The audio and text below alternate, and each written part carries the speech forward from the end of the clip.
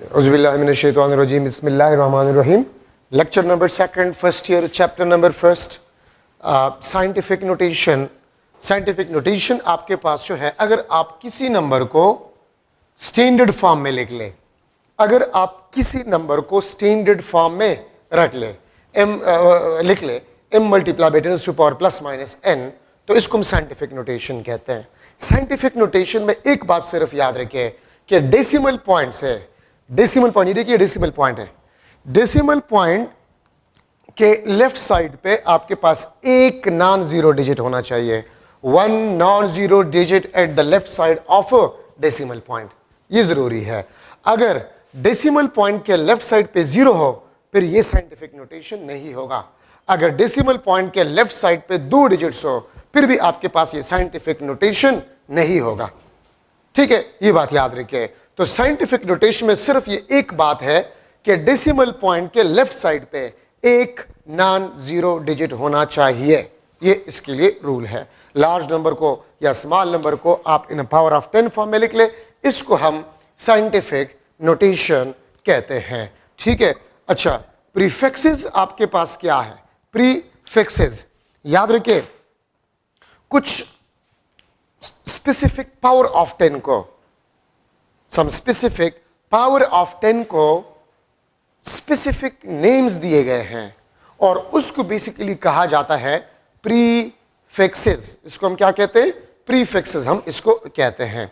ठीक है, आप देखिए सेंटीमीटर, ठीक है, सेंटी, मिली आपके पास जो है, माइक्रो आपके पास जो है, kilo, etcetera, these are prefixes. Centi आपको पता है 10 टू पावर -1, ठीक है, centi 10 to power -2, milli 10 to power -3, micro 10 to power -6, kilo 10 to power 3। तो याद रखिए कुछ स्पेसिफिक पावर ऑफ 10 को स्पेसिफिक नाम दिए गए हैं जिसको हम क्या कहते हैं? प्रीफिक्सेस कहते हैं। इसको हम क्या कहते हैं? प्रीफिक्सेस कहते हैं। अब इसमें कोई साइंस नहीं है, कोई लॉजिक नहीं है कि मैं आपको बताऊं, ठीक है, इसको आपने याद करना होगा। ठीक है, तो some specific name is given to some specific power of 10, उसको बेसिकली हम कहते हैं प्रीफिक्सेस, इसको हम प्रीफिक्सेस कहते हैं। अच्छा, अब अगर आप बुक में देखें तो कन्वेंशनल रूल्स है फॉर यूनिट्स। अब देखिए यूनिट्स आप लोग इस्तेमाल करते हैं, तो यूनिट्स को लिखने के लिए कुछ रूल्स जो है वो बनाए गए हैं। ठीक है, और वो रूल्स आपके पास क्या है? आप बुक में देखें, मैं यहां पर लिख लेता हूं कन्वेंशनल रूल्स फॉर यूनिट्स। ठीक है, यूनिट्स के लिए कन्वेंशनल रूल्स है। फर्स्ट आपके पास जो है, अगर आप पूरा नाम लिखना चाहते हैं, अगर आप पूरा नाम लिखना चाहते हैं, ठीक है, फॉर किसी यूनिट का पूरा नाम आप लिखना चाहते हैं, न्यूटन, केल्विन, ठीक है, मीटर, तो देखिए जो स्टार्टिंग लेटर है it must be a small letter. अगर आप किसी यूनिट का पूरा नाम लिखना चाहते हैं तो स्टार्टिंग जो अल्फाबेट होगा ये स्मॉल लेटर का होना चाहिए। अगर किसी ने इस तरह लिख लिया न्यूटन तो ये आपके पास गलत होगा। अगर किसी ने इस तरह लिख लिया केल्विन, ये आपके पास क्या होगा? गलत होगा। तो अगर आप किसी फिजिकल क्वांटिटी के यूनिट का पूरा नाम लिखना चाहते हैं तो स्टार्टिंग लेटर जो होगा वो स्मॉल लेटर होना चाहिए। ठीक है, इवन अगर यूनिट्स किसी साइंटिस्ट के नाम के बेस पे हो या ना हो। ठीक है, तो ये आपके पास फर्स्ट रूल है। अगर कुछ यूनिट्स आप लोगों ने देखा होगा, Newton, kelvin, coulomb, farad, pascal वगैरह, ये साइंटिस्ट के नाम है।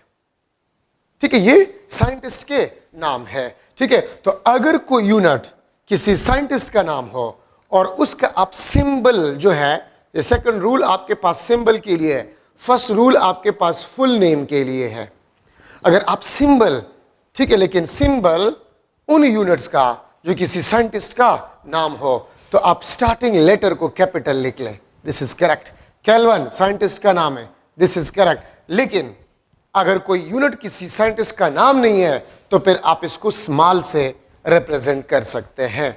तो सेकंड रूल आपके पास ये है कि उन फिजिकल क्वांटिटीज के यूनिट्स जो किसी साइंटिस्ट का नाम हो, अगर उसका आप सिंबल लिखना चाहते हैं तो तो स्टार्टिंग लेटर को कैपिटल में लिख ले, ये आपके पास सेकंड। अगर न्यूटन को किसी ने इस तरह लिख लिया, न्यूटन को स्मॉल एन से, गलत होगा। केल्विन को आपने इस तरह लिख लिया, ये गलत होगा। ठीक है, ये याद रखिए। थर्ड आपके पास जो है, थर्ड, अगर आप प्रीफिक्स को इस्तेमाल करना चाहते हैं, अगर आप प्रीफिक्स को इस्तेमाल करना चाहते हैं तो मैं लिख लूंगा no space between prefix and base unit. Base unit और प्रीफिक्स के दरमियान कोई स्पेस आपके पास नहीं होना चाहिए। ठीक है, अब देखिए, अगर मैं लिख लो मिलीमीटर, अगर मैं लिख लो किलोमीटर, ये ठीक है। अगर मैं लिख लूं माइक्रोमीटर, तो याद रखिए जब आप प्रीफिक्स को इस्तेमाल करेंगे तो प्रीफिक्स और बेस यूनिट के दरमियान कोई स्पेस आपने नहीं रखना होगा। ठीक है, अगर मैं इस तरह लिख लो, ठीक है, ये अब ये मिलीमीटर नहीं होगा, ये मीटर है, ये मीटर है, ये मिलीमीटर नहीं है।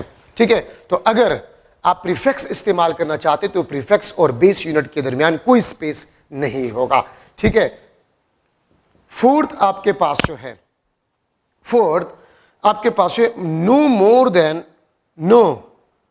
Then one prefix used, no more than one prefix used in single measured value. Single measured value में अगर आपके पास जो है प्रीफिक्स आप इस्तेमाल करना चाहते हैं तो एक से ज्यादा प्रीफिक्स को आप इस्तेमाल नहीं कर सकते। आप अगर देखें, अगर मैं लिख लो 3 मल्टीप्लाई बाय 10⁻³ सेंटीमीटर, तो ये ठीक है, आपने एक प्रीफिक्स इस्तेमाल किया, ये ठीक है। लेकिन अगर कोई इस तरह लिख ले कि यार ये भी तो मिली है, और कोई इस तरह लिख ले 3 मिली सेंटीमीटर, तो ये आपके पास गलत होगा। तो याद रखिए, आप डेटा में सिर्फ एक प्रीफिक्स इस्तेमाल कर सकते हैं, आप एक से ज्यादा प्रीफिक्स इस्तेमाल नहीं कर सकते। या no compound prefixes are possible, compound means more than one prefix, ये पॉसिबल नहीं है। ठीक है, अच्छा, अब अगर मैं फिफ्थ रूल को लो तो मस्ट बी स्पेस बिटवीन 2 और मोर यूनिट्स। अगर एक फिजिकल क्वांटिटी है और वो 2 या 2 से ज्यादा यूनिट्स से उस फिजिकल क्वांटिटी का यूनिट बना हुआ है, तो फिर उसके दरमियान आपने प्रीफिक्स जो है वो स्पेस जो है वो आपने लगाना होगा। अब देखिए, जॉल सेकंड जो कि एंगुलर मोमेंटम का यूनिट है, तो जॉल एनर्जी का है, सेकंड टाइम का, देखिए मैंने स्पेस पुट कर लिया। अगर कोई इस तरह लिख ले कि जॉल सेकंड, तो ये गलत होगा।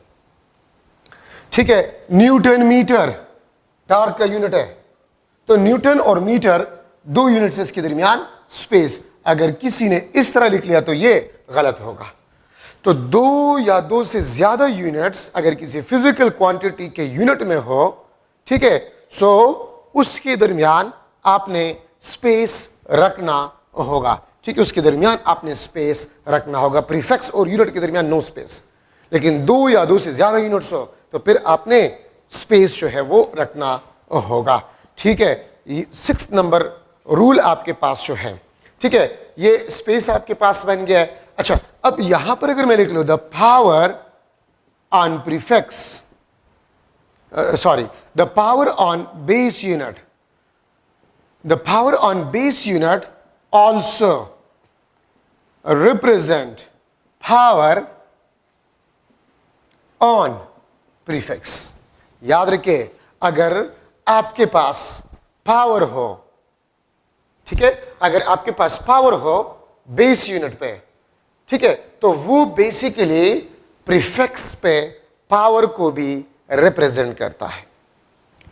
ठीक है, किस तरह, इसका मतलब आपके पास जो है क्या है, तो आप इस चीज को देख लें। अगर मैं लिख लो कि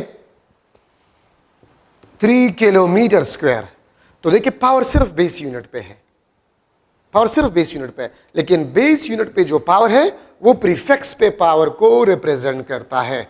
इसको मैं इस तरह भी लिख सकता हूं, 3 किलो स्क्वायर मीटर स्क्वायर, इसको मैं इस तरह भी लिख सकता हूं, किलो 10⁻³ स्क्वायर मीटर स्क्वायर, ये 3 × 10⁻⁶ मीटर स्क्वायर। ठीक है, तो मैं इसको इस तरह भी लिख सकता हूं। तो याद रखिए, अगर डेटा में आप बेस यूनिट पे पावर को देख लें तो वो पावर प्रीफिक्स पे भी पावर को रिप्रेजेंट करता है। ठीक है, ये बात याद रखिए। तो 3 किलोमीटर स्क्वायर नॉर्मली हम इस तरह इसको लिखते हैं, ये इसको रिप्रेजेंट करता है, इसको रिप्रेजेंट करता है, इसको रिप्रेजेंट करता है। और एक बात याद रखिए, अगर आप बेस यूनिट के पावर को, अगर आप बेस यूनिट के पावर को खोल लें और जो रिजल्टेंट 10 पावर आ जाए तो फिर उसका प्रीफिक्स आप इस्तेमाल नहीं कर सकते। मतलब अगर कोई इस तरह लिख ले कि यार ये तो 10⁻⁶ है, मैं इसको लिख सकता हूं मेगामीटर स्क्वायर, मेगामीटर स्क्वायर, तो ये गलत होगा। मैं इसको इस तरह नहीं लिख सकता। इस तरह आप इसको लिख सकते हैं, इस तरह लिख सकते हैं, इस तरह लिख सकते हैं, इस तरह लिख सकते हैं, वो आप नहीं लिख सकते। ठीक है, और इसमें जो लास्ट रूल आपके पास है, लास्ट रूल वो ये है कि all data must be in a standard system. और स्टैंडर्ड सिस्टम कौन सा है? एसआई सिस्टम है। तमाम डेटा आपने सिंगल सिस्टम में रखना होगा और फिर आपने प्रॉब्लम को सॉल्व करना होगा। अगर कुछ डेटा एसआई सिस्टम में हो, कुछ डेटा आपके पास जो है वो किसी और सी ये सिस्टम में हो और आप प्रॉब्लम सॉल्व करेंगे तो रिजल्ट आपका ठीक नहीं आएगा। ठीक है, तो all data must be in a standard system और सिंगल सिस्टम। तो ये आपके पास कन्वेंशनल रूल्स है, बुक में लिखे हुए, वहां से आप देख ले। मैं इसमें 1-2 मॉडल एमसीक्यूज जो है वो डिस्कस करना चाहता हूं। किस किस्म के एमसीक्यूज इसमें आ सकते हैं? MCQ, which one is proper unit, which one is proper unit of, let's suppose, Planck's constant. Planck's constant का प्रॉपर यूनिट आपके पास क्या है? ए ऑप्शन आपके पास जो है ये, बी ऑप्शन आपके पास जॉल स्पेस सेकंड, सी आपके पास जो है, ठीक है, वो आपके पास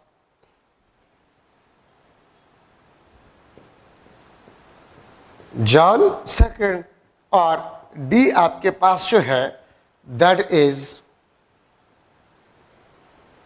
जॉल सेकंड। ठीक है, तो प्रॉपर यूनिट प्लैंक्स कांस्टेंट का क्या होगा? अब देखिए, जॉल किस चीज का यूनिट है? एनर्जी का। और जॉल नाम है साइंटिस्ट का। और अभी हमने रूल्स में पढ़ा कि अगर साइंटिस्ट का नाम हो तो उसका सिंबल कैपिटल आपने लिखना होगा। तो ये तो नहीं है, जॉल कैपिटल है, सेकंड और स्पेस भी है, this is the correct one. ये क्यों करेक्ट नहीं है? क्योंकि पूरा नाम स्मॉल अल्फाबेट से लिखा जाता है, इसमें तो कैपिटल है, तो ये भी गलत है। ठीक है, और ये देखिए इसमें स्पेस नहीं है, तो ये भी गलत है। तो आपके पास B option is the correct option.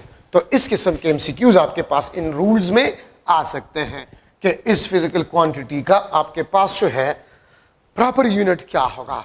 मैं इस तरह भी लिख सकता हूं, MCQ 5 millimetre square can be written as dash. ये ऑप्शन आपके पास 5 multiply by 10⁻³ metre square. B option आपके पास जो है 25 multiply by 10⁻⁻6 metre square. C option आपके पास जो है 5 मल्टीप्लाई बाय 10⁻⁻6 मीटर स्क्वायर। ठीक है, बल्कि मैं इसको लिख लेता हूं 25 मल्टीप्लाई बाय 10⁻6 मीटर। चलो मैं ये ऑप्शन भी लिख लेता हूं 5 माइक्रोमीटर स्क्वायर, ये आपके पास डी ऑप्शन। और अगर मैं ई ऑप्शन लिख लो, बोथ सी एंड डी। ठीक है, बोथ सी एंड डी। तो देखिए 5 millimetre square can be written as dash. तो देखिए, अब अगर आप ऑप्शंस को देखें तो आपको अंदाजा हो जाएगा कि इस प्रीफिक्स को ओपन किया गया है। ठीक है, तो रूल्स के मुताबिक से 5 मिलीमीटर स्क्वायर तो 10⁻³ स्क्वायर मीटर स्क्वायर। ठीक है, और इसको आप लिख सकते हैं -6 मीटर स्क्वायर। ठीक है, तो ये आपके पास करेक्ट ऑप्शन आ गया है। अब अगर आप में से कुछ स्टूडेंट्स ये सोच रहे हैं कि ये भी तो माइक्रो है और ये भी, तो बोथ आपके पास करेक्ट हो, तो गलत है। रूल में अभी आपको मैंने बताया कि आप 10 पावर प्रीफिक्स के पावर के रूल को, आप पावर को खोल ले तो फिर रिजल्टेंट के जो रिजल्टेंट पावर आ जाते हैं उसका प्रीफिक्स आप इस्तेमाल नहीं कर सकते। सो ये करेक्ट है। ठीक है, आप में से ज्यादातर स्टूडेंट्स जहन में ये आएगा कि ये और ये तो एक ही चीज है। ठीक है, एक ही चीज है, लेकिन ऊपर डेटा को आप देख लें ठीक है, उसके मुताबिक से ये करेक्ट ऑप्शन है, रूल के मुताबिक से ये नहीं है। क्यों? क्योंकि रूल में हमने पढ़ा कि बेस यूनिट पे जो पावर है वो प्रीफिक्स पे पावर को रिप्रेजेंट करता है। तो अगर आप माइक्रो का स्क्वायर ले तो ये तो 10⁻12 को रिप्रेजेंट कर रहा है, ना कि 10⁻6। ठीक है, तो आपके पास करेक्ट ऑप्शन जो है 5 मल्टीप्लाई बाय 10⁻6 मीटर स्क्वायर। तो ये कन्वेंशनल रूल्स में इस किस्म के एमसीक्यूज आपके पास आ सकते हैं। ठीक है, तो ये आपके आइडिया के लिए 2 मॉडल एमसीक्यूज मैंने डिस्कस कर लिए हैं। ठीक है, तो ये आपके पास कन्वेंशनल रूल्स है। अच्छा, अब यहां पर हम डिस्कस कर रहे हैं एरर। ठीक है, अब हम एरर को डिस्कस कर रहे हैं। तो एरर आपके पास क्या है? तो आप लोग याद रखें, एरर आपके पास है this is always positive because error is a magnitude. ठीक है, एरर हमेशा पॉजिटिव होता है। क्यों? क्योंकि एरर मींस मैग्नीट्यूड। मैग्नीट्यूड कभी भी नेगेटिव नहीं हो सकता। Magnitude is always positive and scalar. इसीलिए हम इसका एब्सोल्यूट निकालते हैं। इसलिए हम इसका क्या निकालते हैं? एब्सोल्यूट निकालते हैं। ठीक है, ये बात याद रखें। अच्छा, अब एरर आपके पास जो है, मैं यहां पर एक सेंटेंस लिख रहा हूं, errors and uncertainties. Errors and uncertainties in single measured value. In single measured value will be always aided. अगर आप एक फिजिकल क्वांटिटी को मेजर कर रहे हैं और उसमें मुख्तलिफ किस्म के एरर्स आ जाए तो एरर्स और अनसर्टेनिटीज हमेशा एड होता है। हम एरर्स और अनसर्टेनिटीज को सब्ट्रैक्ट नहीं कर सकते। ठीक है, अच्छा, मैक्सिमम पॉसिबल एरर। ठीक है, with respect to pointer position. With respect to pointer position, maximum possible error with respect to pointer position. तो with respect to pointer position maximum possible error आपके पास जो होगा, this is equal to half of least count of a measuring device. Half of a least count of a measuring device. अब least count आपके पास क्या है? ठीक है, तो least count आपके पास जो होता है वो smallest magnitude जिसको हम किसी डिवाइस से मेजर कर सके उसको हम least count कहते हैं। ठीक है, मैं इसको सर्कल कर लेता हूं। least count आपके पास क्या है? This is least count, the smallest division, the smallest division on the scale of device। ठीक है, वो स्मॉलेस्ट डिवीजन किसी स्केल पे या वो स्मॉलेस्ट मैग्नीट्यूड जो हम किसी स्केल से या डिवाइस से मेजर कर सके उसको बेसिकली हम कहते हैं लीस्ट काउंट। तो देखिए, maximum possible error with respect to pointer position, half of least count. Pointer position क्या है मैं एक्सप्लेन कर रहा हूं। ठीक है, इसके बाद मैं एक्सप्लेन कर रहा हूं।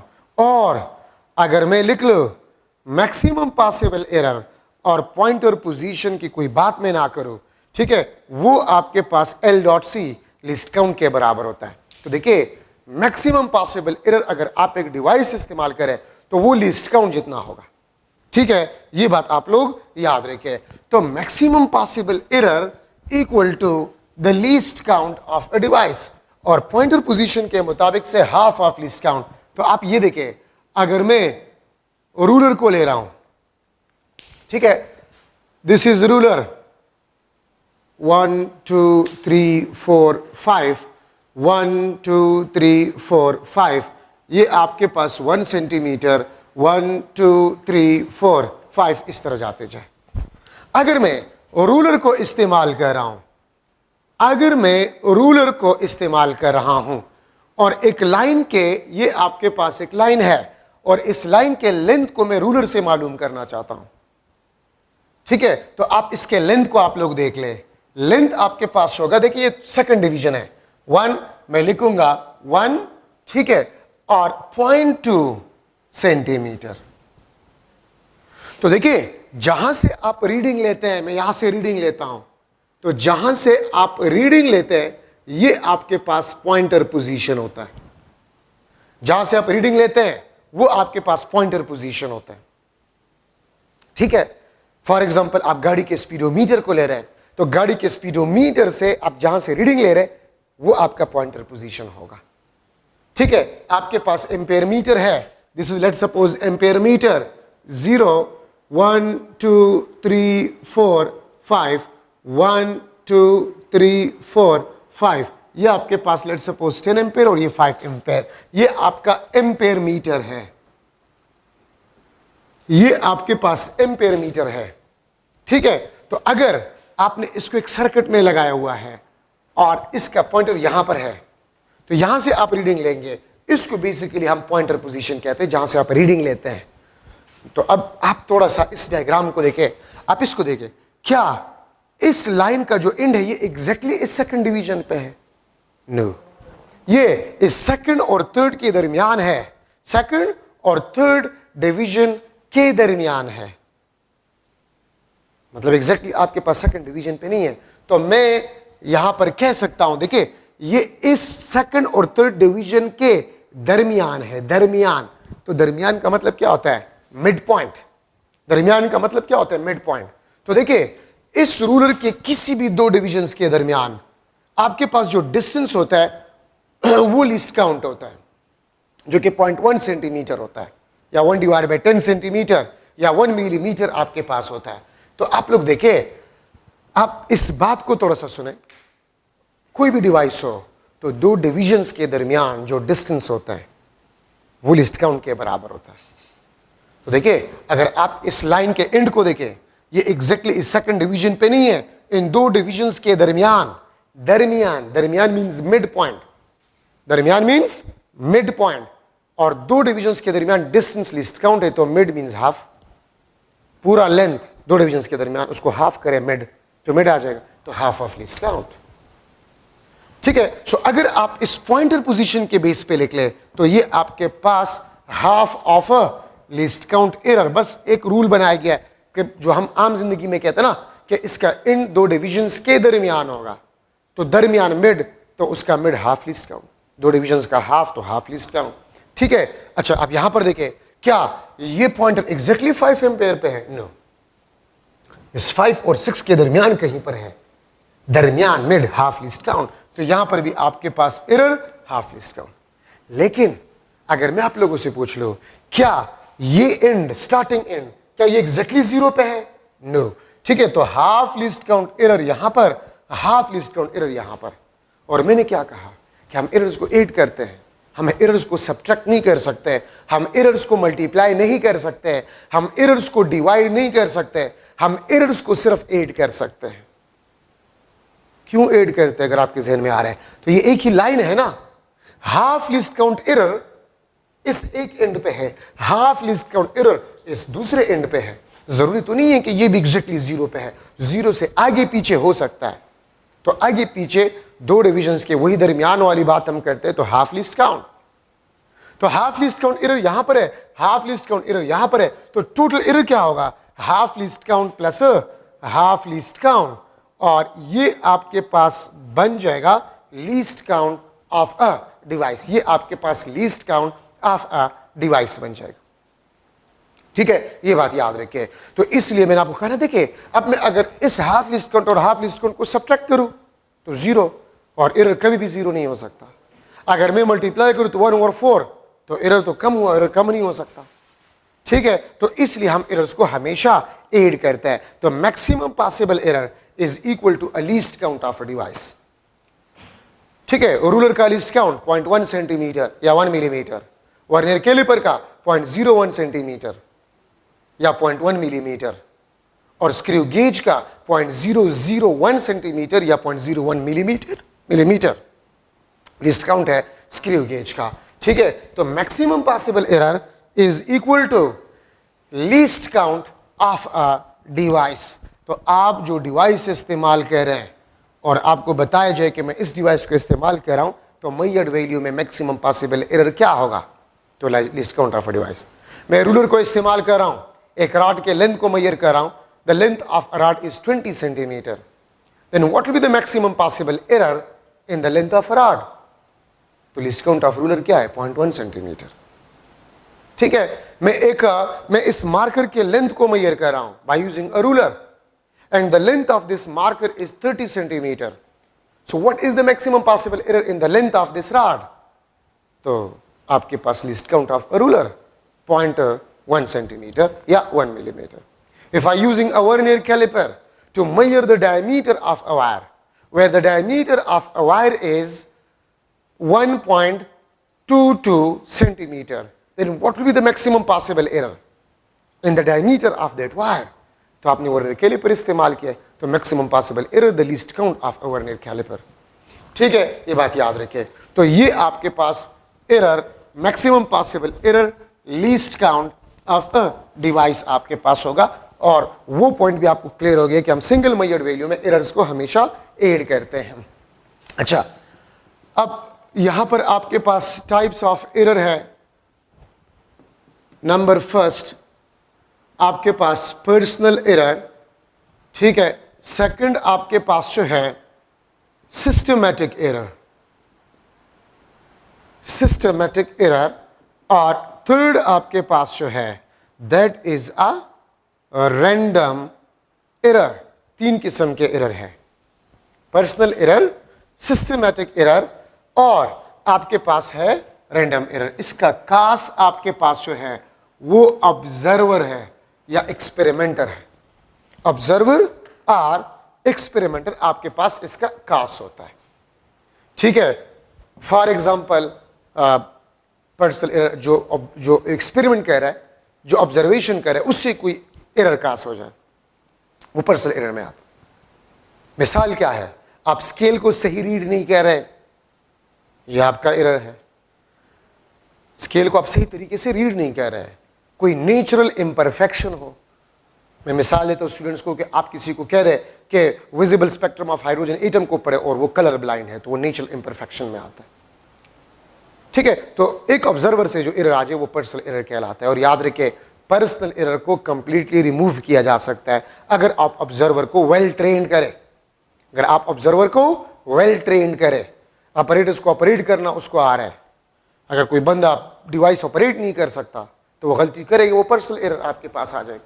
ठीक है, सिस्टमैटिक एरर आपके पास जो है, इसका जो कास है error in device, error in device, device में आपके पास अगर एरर हो, ठीक है, या इंस्ट्रूमेंट में आपके पास एरर हो, तो ये सिस्टमैटिक एरर में आता है. ठीक है, फॉर एग्जांपल पुअर स्केलिंग या कैलिब्रेशन, पुअर स्केलिंग और कैलिब्रेशन. ठीक है, सिस्टमैटिक एरर आपके पास है, दिस इज अ फिक्स्ड और कांस्टेंट एरर. ये फिक्स्ड एरर होता है या कांस्टेंट एरर होता है, and we can completely remove it. We can completely remove it by comparing with standard device. आप अगर एक स्टैंडर्ड डिवाइस के साथ कंपेयर करें तो आप किसी भी डिवाइस से या किसी भी ऑपरेटर से एरर को निकाल सकते हैं. ठीक है, तो हम इसको कंप्लीटली रिमूव कर सकते हैं. ठीक है, और कॉमन एग्जांपल इसका जो है, कॉमन एग्जांपल, ठीक है, पुअर स्केलिंग, और यहां पर आपके पास जीरो एरर. जीरो एरर भी इसका एक कॉमन मिसाल है, systematic error. Zero error is also known as a systematic error. ठीक है, रैंडम एरर आपके पास जो है, इसका जो कास होता है, इसका जो कास होता है वो एनवायरमेंटल कंडीशंस होते हैं. एनवायरमेंटल कंडीशंस, याद रखे, एनवायरमेंटल कंडीशन रैंडम एरर का कास है. और हम इसको रैंडम क्यों कहते हैं? ठीक है, नॉट फिक्स्ड और कांस्टेंट एरर. याद रखे, इसको नाम ही रैंडम इसलिए दिया गया है क्योंकि ये फिक्स नहीं है, कांस्टेंट नहीं है. क्यों? एनवायरमेंटल कंडीशंस फिक्स अमाउंट में वेरी नहीं होता, रैंडमली वेरी होता है, तो इसलिए एरर भी आपके पास रैंडम ही आएगा. तो रैंडम और सिस्टमैटिक में फर्क आपके पास ये है कि ये फिक्स है, दिस इज फिक्स्ड और कांस्टेंट एरर, लेकिन ये आपके पास जो दिस इज नॉट फिक्स्ड और कांस्टेंट एरर. और याद रखे, रैंडम एरर आपके पास जो है, it cannot be removed, ये cannot be रिमूव्ड कंप्लीटली, हम इसको कंप्लीटली रिमूव नहीं कर सकते। रैंडम एरर को कंप्लीटली रिमूव नहीं किया जा सकता। हाँ, इसको मिनिमाइज किया जा सकता है, इसको मिनिमाइज किया जा सकता है। ठीक है, और किस तरीके से मिनिमाइज किया जा सकता है? Random error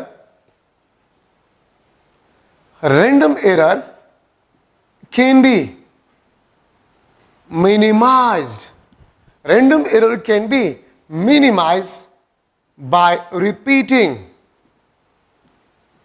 experiment several times and taking its average। याद रखिए, आप जितना ज्यादा टाइम एक्सपेरिमेंट रिपीट करेंगे तो आपके पास रैंडम एरर कम से कम होगा। तो मैं यहां पर लिख सकता हूं random error, this is inversely proportional to the number of observations। ठीक है, रैंडम एरर आपके पास जो है this is inversely proportional to the number of observations। आप अगर नंबर ऑफ ऑब्जर्वेशंस 10 टाइम कर रहे हैं तो रैंडम एरर आपके पास 10 टाइम डिक्रीज होगा। ठीक है, 10 टाइम आपके पास क्या होगा? डिक्रीज होगा। याद रखिए, रैंडम एरर को हम कभी भी रिमूव नहीं कर सकते, लेकिन इसको मिनिमाइज जरूर कर सकते हैं। और मिनिमाइज किस तरीके से कर सकते हैं? आप जितना ज्यादा टाइम एक्सपेरिमेंट परफॉर्म करेंगे और उसका एवरेज निकालेंगे, आप उतने रैंडम एरर कम से कम कर सकते हैं। अगर आप नंबर ऑफ एक्सपेरिमेंट डबल कर रहे हैं तो random error will be half. अगर आप नंबर ऑफ एक्सपेरिमेंट 10 टाइम्स बढ़ा रहे हैं तो रैंडम एरर आपके पास 10 टाइम डिक्रीज हो जाएगा। तो रैंडम एरर आपके पास है, this is inversely proportional to the number of observations. ठीक है, तो ये बात आप लोग याद रखें। तो हम इसको खत्म नहीं कर सकते। क्यों खत्म नहीं कर सकते? क्योंकि एनवायरमेंटल कंडीशंस आप अपने कंट्रोल में नहीं रख सकते। एनवायरमेंटल कंडीशन हमारे कंट्रोल में नहीं है। ठीक है, और ना हम इसको फिक्स अमाउंट में चेंज कर सकते हैं, वेरिएबल अमाउंट में ये चेंज होगा, इसलिए तो एरर आपके पास रैंडम है। तो देखिए, मैंने सिस्टमेटिक एरर में कहा था कि दैट इज अ फिक्स्ड और कांस्टेंट एरर। ठीक है, लेकिन रैंडम एरर आपके पास है, this is not a fixed और कांस्टेंट एरर। क्यों? तो मैं आपको जीरो एरर में ये एक्सप्लेन कर लूंगा। ठीक है, और इसको भी याद रखें, मैं इस पे भी एमसीक्यू जो है लिख लूंगा। अगर मैं यहां पर एक एमसीक्यू चले लिख लो, experiment performed 5 times, experiment performed 5 times by using single device and error, average error भी कहा जा सकता है, and average error or error observed is x, error observed is x। If we repeat experiment 10 times, 10 times, मैं इस 10 times के साथ यहां पर थोड़ा सा जगह छोड़ रहा हूं। ठीक है, आप मत छोड़े, आपके लिए 2 MCQs हो जाएंगे। 10 times, then एवरेज एरर या error will be dash। Experiment को मैंने 5 टाइम जो है रिपीट किया, एक्सपेरिमेंट परफॉर्म्ड 5 टाइम्स या repeated 5 times by using single device and error observed is x। if we repeat experiment 10 times then error will be dash। ठीक है, मैं यहां पर ऑप्शंस लिख लेता हूं। A option x, B option 2x, C option x divide by 2 और D option x divide by 3। अब देखिए थोड़ा सा, पहले हमने एक्सपेरिमेंट कितना टाइम परफॉर्म किया? 5 टाइम्स, और एरर आपके पास क्या था? x था। अगर आप एक्सपेरिमेंट को रिपीट करें 10 टाइम्स तो 10 5 का डबल है। ठीक है, 10 आपके पास ये 5 का डबल है। तो पहले आपने 5 टाइम एक्सपेरिमेंट परफॉर्म किया था, अभी आपने 10 टाइम्स डबल। तो अगर नंबर ऑफ ऑब्जर्वेशन डबल हो गए तो एरर विल बी हाफ। तो ये आपके पास आंसर होगा x डिवाइड बाय 2। ये इस रिलेशन के बेस पे। ठीक है, अच्छा अब मैंने यहां पर ये जगह क्यों छोड़ा है? अब देखिए, मैं आपको एक बात बता रहा हूं, एमसीक्यूज को आपने पूरा पढ़ना होगा, क्योंकि एमसीक्यू में अगर एक वर्ड का इजाफा हो जाए, एक वर्ड का इजाफा हो जाए, तो उसका आंसर चेंज हो जाता है। अब मैं इस एमसीक्यू का आंसर x/2 है, मैं सिर्फ इसमें एक वर्ड ऐड कर जाता हूं, 10 times more। मैंने सिर्फ एक वर्ड ऐड किया, तो अगर मोर मैंने ऐड किया तो क्वेश्चन x/2 नहीं होगा। तो एमसीक्यू को पूरा पढ़ना है, एक वर्ड एमसीक्यू के आंसर को चेंज कर जाता है, तो थोड़ा सा आप लोगों ने एहतियात करना होगा। अब देखिए, अब आंसर क्या होगा? तो देखिए, पहले कितने एक्सपेरिमेंट परफॉर्म किया गया था? 5 times। अब 10 times मोर। आपके पास 5 रुपए थे, 10 और आपको मिले तो कितने बन गए? 15। और 15 5 का 3 times है। मैं फिर रिपीट कर रहा हूं, आपके पास 5 रुपए थे, मैंने आपको 10 और दिए, आई गिव 10 रुपीज मोर। ठीक है, तो मोर का मतलब है कि मैंने आपको 10 और दिया, आपके पास 15 हो गए। तो पहले एक्सपेरिमेंट 5 times, अब 10 times मोर, तो 5 + 10 15, तो इट मींस 15 5 का 3 टाइम है। अब आपके पास आंसर x/3 होगा, x/2 नहीं होगा। तो एक वर्ड के लगाने से एमसीक्यू, देखिए जो एमसीक्यूज हम करवा रहे हैं जरूरी नहीं कि वही आ जाए, आप कंसेप्ट सीखा करें। The important thing is concept, फिर आपको इंशाल्लाह कोई प्रॉब्लम नहीं होगा। So this is the model MCQ. अच्छा, अब आपके पास है जीरो एरर। अब जीरो एरर आपके पास क्या है? Zero error when scale of a device is not zero before operating a device, before operating a device। so फिर इसको जीरो एरर कहते हैं। Zero error when scale of a device is not zero before operating a device. अभी आप device operate नहीं कर रहे, ठीक है, लेकिन उसका स्केल जीरो नहीं है, उसका स्केल आपके पास है वो जीरो नहीं है, तो इसको हम कहते हैं जीरो एरर। क्या मतलब है? आपके पास लेट्स सपोज स्टॉपवॉच है, स्टॉपवॉच आप लाख कोशिश करें वो जीरो से शुरू नहीं हो रहा, वो 5 सेकंड से शुरू हो रहा है, ठीक है, तो 5 सेकंड से शुरू हो रहा है, इसमें जीरो एरर है। ये आपके पास एम्पेयर मीटर है, ये एम्पेयर मीटर है, let's suppose this is ampere metre, device जो कि करंट को मेजर कर रहा है। ये आपके पास 0 1 2 3 4 5 एम्पेयर, ये आपके पास 1 2 3 4, ये आपके पास 10 एम्पेयर, ठीक है। अब अगर आपने इसको सर्किट में नहीं लगाया, मैं इसके साथ लिख लेता हूं, not connected, not connected in circuit.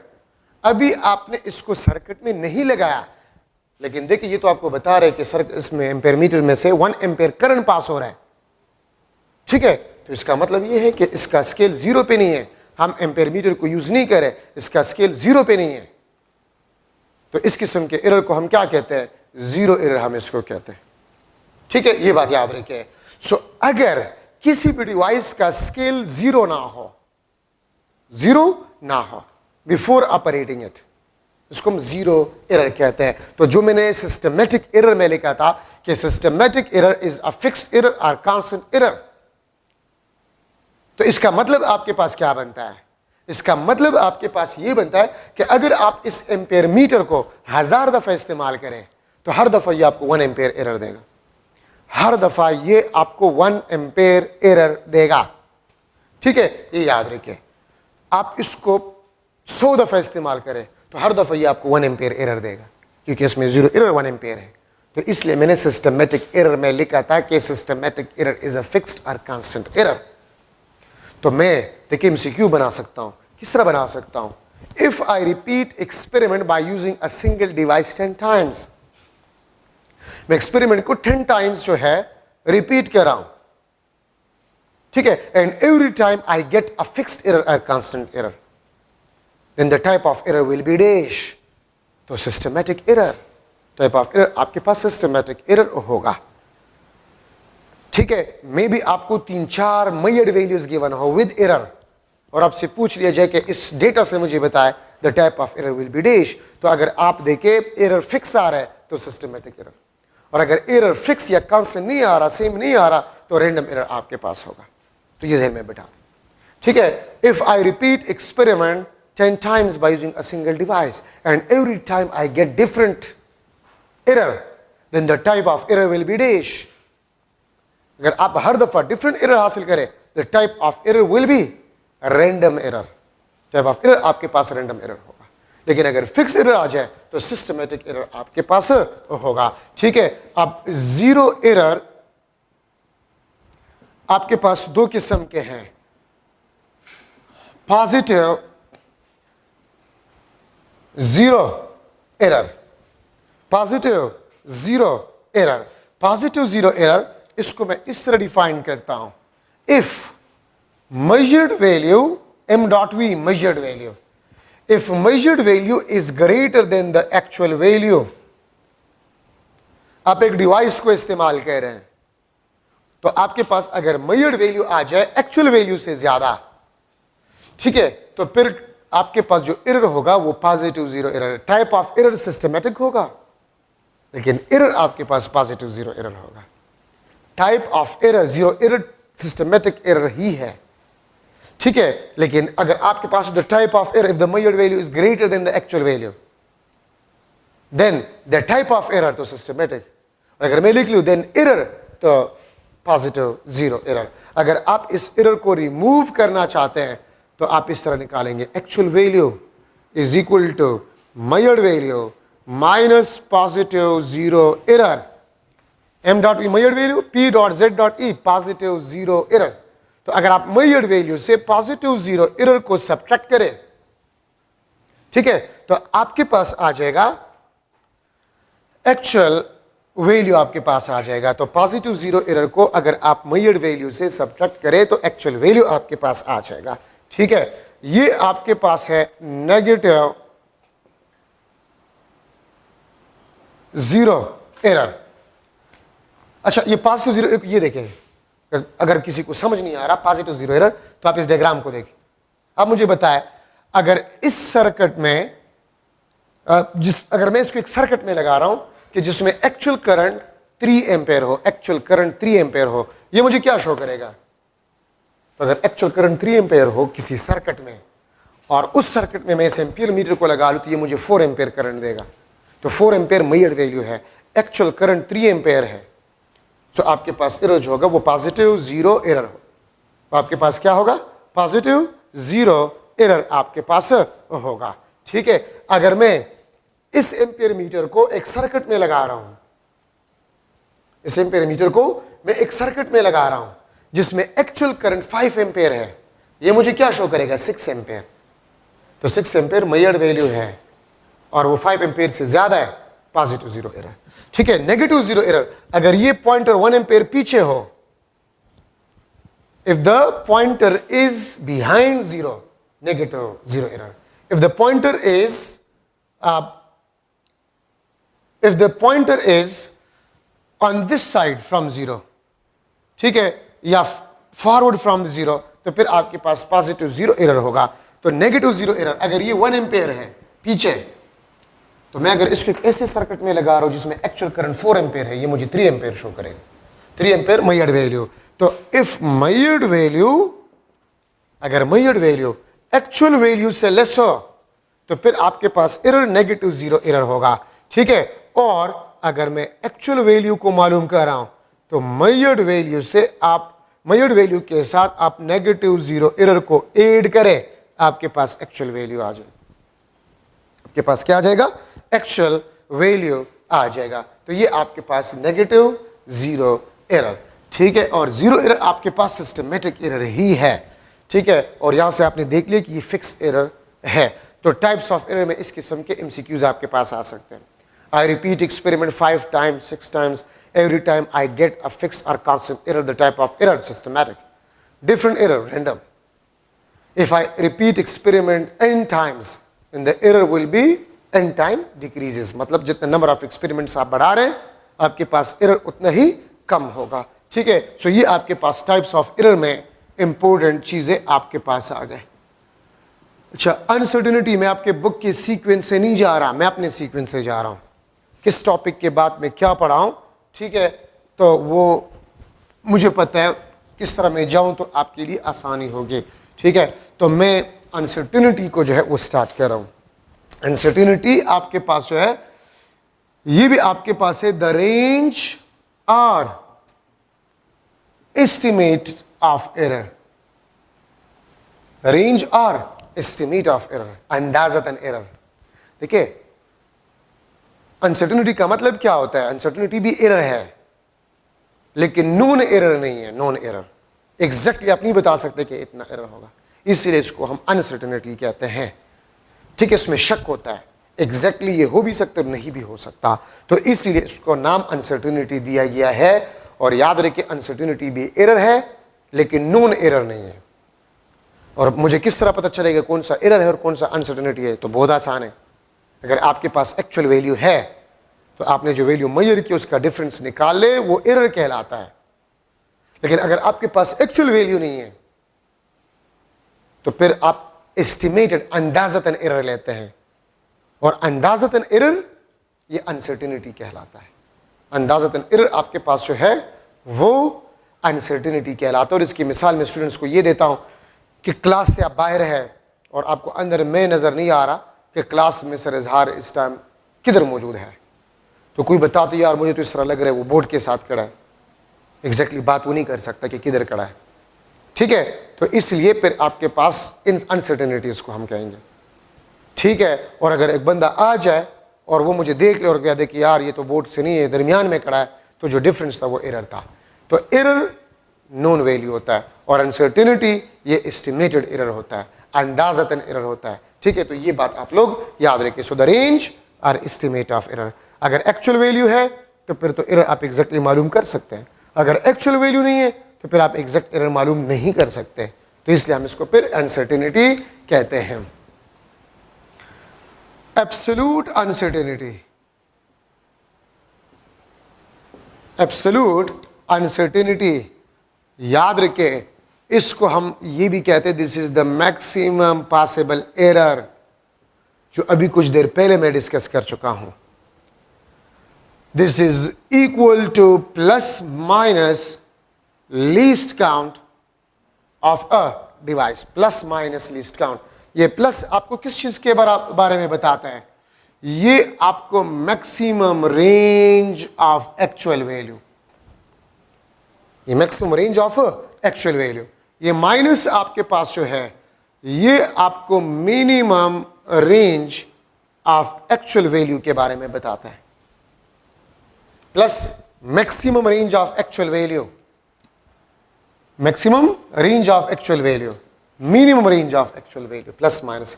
जिस तरह हम आम जिंदगी में इस्तेमाल करते हैं ना, कम उबेश। ठीक है, जिस तरह हम आम जिंदगी में इस्तेमाल करते हैं कम उबेश। ठीक है, तो ये प्लस माइनस वही कम उबेश है। ठीक है, तो absolute uncertainty which is the maximum possible error is equal two plus minus से लीस्ट काउंट। वही एग्जांपल जो मैंने पहले आपको बताया, रूलर था और रूलर से हमने एक लाइन के लेंथ को मेजर किया 1.2 सेंटीमीटर। ठीक है, मैं अगर यहां पर वही डायग्राम बना लूं, ठीक है, 0 1 2 3 4 5 1 2 3 4 5, ये आपके पास 1 सेंटीमीटर 1 2 3 4 5 इस तरह जाते जाए। ठीक है, ये आपके पास एक लाइन है, ये आपके पास एक लाइन है और इसके लेंथ को मैंने रूलर से मेजर किया तो लेंथ आपके पास 1.3 सेंटीमीटर। लेकिन क्या इस लाइन का एग्जैक्ट लेंथ 1.3 सेंटीमीटर है? Exact no. याद रखें, एग्जैक्ट ऑब्जर्वेशन आप नहीं कर सकते कि बस हाँ ये लेंथ है और ये एग्जैक्टली यही वैल्यू है। Exact measurement is not possible up to now, वो आइडियल मेजरमेंट होगा। और अगर आपसे कोई पूछे कि एग्जैक्ट मेजरमेंट कब पॉसिबल है, तो देखिए लीस्ट काउंट जितना कम होगा मैक्सिमम पॉसिबल एरर उतना ही कम होगा। अगर एक डिवाइस का लीस्ट काउंट 0 हो तो एब्सोल्यूट वो एग्जैक्ट मेजरमेंट कर सकता है, विच इज नॉट पॉसिबल। ठीक है, तो एरर फ्री मेजरमेंट पॉसिबल नहीं है। ठीक है, तो 1.3 सेंटीमीटर प्लस माइनस 0.1 सेंटीमीटर, क्योंकि मैंने रूलर को इस्तेमाल किया। तो देखिए, अगर आप 1.3 के साथ 1.8 करें 1.4 सेंटीमीटर, ये आपके पास maximum range of actual value है। और अगर आप इसको सब्ट्रैक्ट करें 1.3 माइनस 1.1 1.2 सेंटीमीटर, ये आपके पास minimum range of actual value है। अब इस लाइन का एक्चुअल लेंथ क्या है ये कोई नहीं बता सकता। हाँ, एक रेंज है 1.4 और 1.2 सेंटीमीटर के दरमियान एक्चुअल लेंथ है। एक्चुअल लेंथ क्या है ये कोई नहीं बता सकता आप लोगों को, ठीक है। तो ये बात याद रखिए। तो ये plus minus least count, maximum range plus minus minimum range. तो अगर आप मेजर्ड वैल्यू के साथ लीस्ट काउंट को ऐड करें, वो आपको maximum range of actual value के बारे में बताता है। अगर आप लोग मेजर्ड वैल्यू से लीस्ट काउंट को सब्ट्रैक्ट करें, वो आपको minimum range of actual value के बारे में बताएगा, ठीक है। तो ये बात याद रखें। लेकिन यहां पर एक और चीज भी इसके साथ में लिख रहा हूं, ठीक है। ये आपके पास बात तब ठीक है, ठीक है, ये बात आपके पास तब ठीक है अगर आप डिवाइस को सिंगल टाइम यूज कर रहे हैं, ठीक है। मैं इसके साथ लिख रहा हूं, डिवाइस यूज्ड सिंगल टाइम। अगर आप डिवाइस को सिंगल टाइम इस्तेमाल कर रहे हैं तो फिर ये, ठीक है। और मैं यहां पर लिख लूंगा एब्सोल्यूट अनसर्टेनिटी या maximum possible error, this will be equal two plus minus n times of least count. मैं इसके साथ ये भी लिख लेता हूं, maximum possible error this is equal two plus minus n times of least count. मैं इसके साथ ब्रैकेट में लिख लेता हूं, if device repeated n times, if device is repeated n times, अगर आप डिवाइस को n times रिपीट करें, ठीक है, to measure a single measured value, तो फिर आप अगर एक डिवाइस को 2 टाइम रिपीट करें तो n2 होगा। अगर आप एक डिवाइस को 3 टाइम रिपीट करें तो n3 होगा। लेकिन अगर आप डिवाइस को एक दफा इस्तेमाल करें तो लीस्ट काउंट, आप उस लाइन के लेंथ को मेजर करने के लिए और रूलर को एक दफा इस्तेमाल किया गया है, रूलर को एक दफा इस्तेमाल किया गया है, तो इसलिए मैंने वहां पर 0.1 लिखा है, ठीक है। अच्छा, अब देखिए, अगर इस व्हाइट बोर्ड के लेंथ को मैं रूलर से मेजर कर रहा हूं, मैंने रूलर को एक दफा इस्तेमाल किया, एक रूलर का एक एंड यहां पर रख लिया, दूसरा एंड यहां पर रख लिया, एक बड़ा रूलर था तो 0.1 सेंटीमीटर, इसके लेंथ में अनसर्टेनिटी होगा। अगर मेरे पास एक छोटा सा रूलर है, छोटा सा रूलर, उसका एक एंड मैंने यहां पर रख लिया, दूसरा एंड यहां पर, ये मैंने मेजर किया, फिर रूलर को उठाकर यहां पर एक एंड, दूसरा एंड यहां पर, तो मैंने रूलर को 2 दफा इस्तेमाल किया, तो फिर इस व्हाइट बोर्ड के लेंथ में अनसर्टेनिटी क्या होगा? 2 times of least count, 2 times of least count, 0.2 centimetre आपके पास। अगर मेरे पास इससे भी छोटा रूलर है, 1 2 3, 3 दफा मैंने रिपीट किया, तो 3 मल्टीप्लाई बाय 0.1 सेंटीमीटर, ठीक है। तो आप जितना टाइम डिवाइस को रिपीट करें, उस नंबर को आप लीस्ट काउंट के साथ मल्टीप्लाई करें, आपके पास आ जाएगा the uncertainty in a measured value, ठीक है। उम्मीद है आपको समझ आ गया होगा कि आप दीवार के लेंथ को मेजर करें, आपके पास छोटा रूलर है, आपने रूलर को 10 दफा, 1 2 3 4 5 दफा लेंथ, जिस तरह यहां पर रूलर मैंने रख लिया, एक, फिर उठाकर दूसरी दफा, फिर तीसरी दफा, फिर चौथी दफा, फिर 5वीं दफा। रूलर छोटा है तो मैंने 5 दफा रूलर को इस्तेमाल किया इस व्हाइट बोर्ड के लेंथ को मेजर करने के लिए, तो 5 multiply bye least count of a device, ठीक है। तो आपके पास एरर जो होगा या मैक्सिमम पॉसिबल एरर जो होगा या एब्सोल्यूट अनसर्टेनिटी जो होगा, तो जितना टाइम आप रूलर को इस्तेमाल करें उसको मल्टीप्लाई करें with the least count of a device. अगर मैं लिख लूं ruler is repeated 10 times to measure length of rod, which is that is length of rod is equal to 180.62 centimeter. 180.62 centimeter. Ruler is repeated 10 times to measure length of a rod, that is 180 नहीं, मैं 1080.62 centimetre लिख लेता हूं. 1080.62 centimetre उस rod का length है. Then absolute uncertainty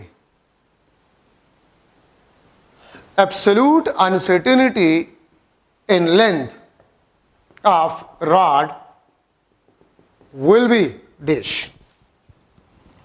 ठीक है, आपके पास एब्सोल्यूट अनसर्टेनिटी क्या होगा या मैक्सिमम पॉसिबल एरर क्या होगा? A option 0.1 centimetre, B option 1 centimetre, C option 1 millimetre और डी ऑप्शन आपके पास जो है 10 सेंटीमीटर. ठीक है, आप ये देखिए कितना टाइम आपने रूलर को रिपीट किया, 10 टाइम्स. तो एन आपके पास क्या होगा? 10. लीस्ट काउंट कितना है? 0.1 सेंटीमीटर. ये आपके पास 1 सेंटीमीटर बन जाए. So 1 centimetre is the absolute uncertainty और the maximum possible error in the length of a rod. ठीक है, in the length of a rod. ठीक है, अब यहां पर मैं लिख सकता हूं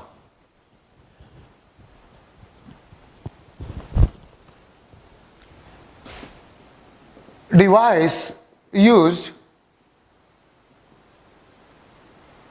to measure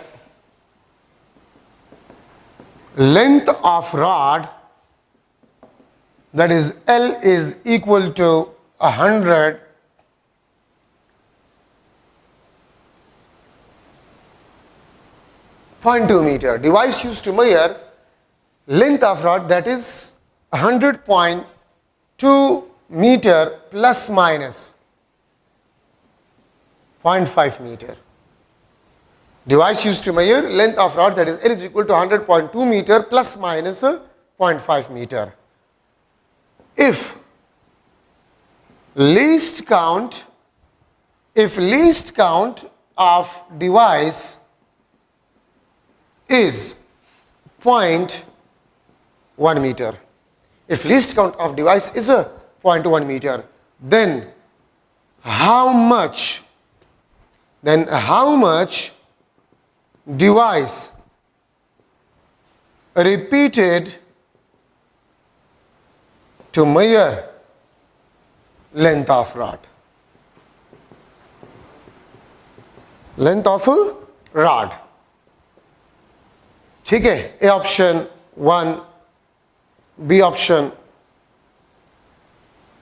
how much times, इसके साथ टाइम्स लिख लें. How much times device repeated to measure length of rod? 1, 5, 10 और डी ऑप्शन आपके पास जो है दैट इज 4. ठीक है, ये आपके पास ऑप्शन. तो देखिए लिस्ट काउंट आपके पास कितने? लिस्ट काउंट 0.1 मीटर है. ठीक है, और अगर आप देखिए तो एब्सोल्यूट अनसर्टेनिटी कितना दिया गया है? 0.5. तो 0.1 के साथ में कौन सा नंबर मल्टीप्लाई करूं कि 0.5 आ जाए? तो 5. It means a device is repeated 5 times. Device को 5 टाइम्स रिपीट किया गया. ये देखिए रूलर है, तो रूलर को देखिए मैंने एक दफा इस्तेमाल किया, ये एक दफा. ठीक है, फिर मैंने इसको उठाकर ये 2 दफा, फिर ये 3 दफा, फिर ये 4 दफा. तो मैंने लेंथ को मेजर करने के लिए रूलर को 4 टाइम यूज किया. तो देखिए लीस्ट काउंट इसमें भी लीस्ट काउंट जितना एरर होगा. लीस्ट काउंट फिर, लीस्ट काउंट फिर, लीस्ट काउंट फिर. तो लीस्ट काउंट को 4 दफा ऐड करें तो 4 times of least count, 4 times of least count. ठीक है, तो इसलिए मैंने यहां पर n times of least count लिखा था. ठीक है, तो ये आपके पास है एब्सोल्यूट अनसर्टेनिटी. अगर आप डिवाइस को n टाइम्स रिपीट कर रहे हैं तो फिर आप n नंबर को मल्टीप्लाई करेंगे विद लीस्ट काउंट. ठीक है, अब यहां पर आपके पास जो है फ्रैक्शनल, ठीक है, फ्रैक्शनल अनसर्टेनिटी या फ्रैक्शनल को हम रिलेटिव अनसर्टेनिटी बी कहते हैं। फ्रैक्शनल और रिलेटिव अनसर्टेनिटी बी इसको हम कहते हैं। ठीक है, so the ratio of uncertainty and measured value. अगर आप अनसर्टेनिटी और मेजर्ड वैल्यू का रेशियो निकाल लें, ये आपको रिलेटिव या फ्रैक्शनल अनसर्टेनिटी देगा। ठीक है, फॉर्मूले के मुताबिक से uncertainty divide by measured value, uncertainty divide by measured value, इसको हम फ्रैक्शनल या रिलेटिव अनसर्टेनिटी कहते हैं। ठीक है, अगर मैं लूं, लेट सपोज आपके पास लेंथ है 40.0 सेंटीमीटर प्लस माइनस 0.1 सेंटीमीटर, तो इसमें आपके पास रिलेटिव अनसर्टेनिटी जो है या fractional uncertainty 0.1 divide by 40 centimetre, ये आपके पास 1 डिवाइड बाय 40 सेंटीमीटर। तो अगर आप अनसर्टेनिटी को मेजर्ड वैल्यू पे डिवाइड करें तो ये फ्रैक्शनल या रिलेटिव अनसर्टेनिटी कहलाता है। ठीक है, परसेंटेज अनसर्टेनिटी आपके पास क्या होगा? Percentage uncertainty, uncertainty divide by measured value multiply by 100 divide by 100। अगर आप फ्रैक्शनल अनसर्टेनिटी के साथ 100 को मल्टीप्लाई भी करें और डिवाइड भी करें तो ये आपको परसेंटेज अनसर्टेनिटी देगा। ये आपको क्या देगा? परसेंटेज अनसर्टेनिटी आपको देगा। ठीक है, तो ये आपके पास, इसको मैं इस तरह भी लिख सकता हूं, percentage uncertainty is equal to uncertainty divide by measured value multiply by 100%, multiply by 100%। ठीक है, और इसको मैं इस तरह भी लिख सकता हूं कि परसेंटेज का मतलब ये होता है कि अगर आप लोग किसी मेजर्ड वैल्यू को 100 इक्वल पार्ट्स में डिवाइड करें, 100 इक्वल पार्ट्स में, तो एक पार्ट में अनसर्टेनिटी परसेंटेज अनसर्टेनिटी कहलाता है। परसेंटेज अनसर्टेनिटी का मतलब ये होता है कि अगर आप मेजर्ड वैल्यू को 100 इक्वल पार्ट्स में डिवाइड करें तो एक पार्ट में अनसर्टेनिटी फ्रैक्शनल या रिलेटिव अनसर्टेनिटी कहलाता है। तो ये आपके पास इंपॉर्टेंट डिस्कशन। थर्ड लेक्चर में इंशाल्लाह असेसमेंट ऑफ अनसर्टेनिटी, जो कि काफी इंपॉर्टेंट है एमसीक्यूज के लिए, assessment of uncertainty, addition rule, ठीक है, product and division rule, power rule, uncertainty in mean value, uncertainty in timing experiment, precision और एक्यूरेसी, इसको मैं इंशाल्लाह फर्स्ट ईयर में पढ़ाऊंगा। ठीक है, नेक्स्ट लेक्चर में इंशाल्लाह। ठीक है, तो आप इसको एक नज़र पढ़ें। Thank you so much.